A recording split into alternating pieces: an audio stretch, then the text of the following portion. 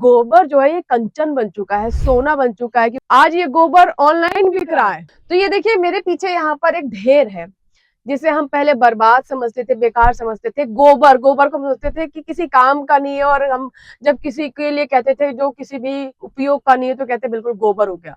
लेकिन अब ये यही गोबर जो है ये कंचन बन चुका है, सोना बन चुका है, क्योंकि इसी गोबर के इस्तेमाल से हमारे खेत सोना उगलते हैं। मेरे साथ युवा किसान है मनमोहक, और वो यहाँ पर देसी गाय पालन भी करते हैं और गोबर का ढेर लगाया हुआ है।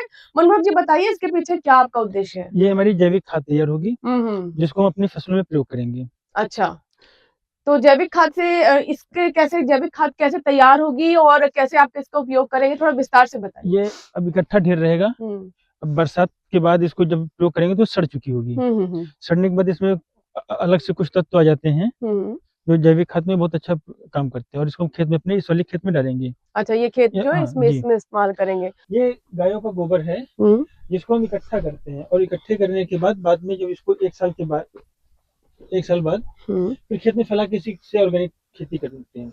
अच्छा, तो ये इसको सड़ा लेते हैं। जी, इसको सड़ाएंगे और इसको इस बार इस वाले खेत में हम प्रयोग करेंगे। अच्छा अच्छा, तो कितना गोबर इकट्ठा हो जाता है? 4 से 5 टाली। कितना स्कोप है गोबर का, और क्या इसमें भी कुछ आप नया करने की सोच रहे हैं?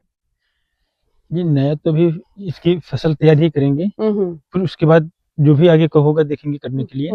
तो अभी कितना महत्वपूर्ण लगता है, क्योंकि लोग तो पहले गाय अपनी खत्म हटा रहे थे, और आपने पशुपालन भी किया और गाय भी है, देसी गाय भी है, तो ये कितना बड़ा वरदान आपको लगता है? दैवी वरदान मान लीजिए इसको, बहुत वरदान वरदान के रूप में हमें प्राप्त हुआ है, और इसका बहुत प्रयोग है।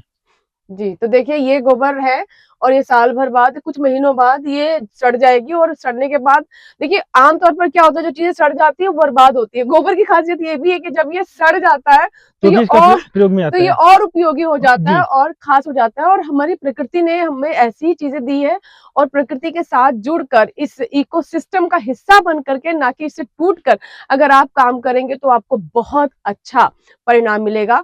और हमारी नेचर भी हमें यही सिखाती है कि एक दूसरे के साथ जुड़कर मिलकर आगे चलना है। और मनमोहक जी जैसे युवा किसान जो है इस दिशा में आगे बढ़ रहे हैं, बहुत बहुत बधाई।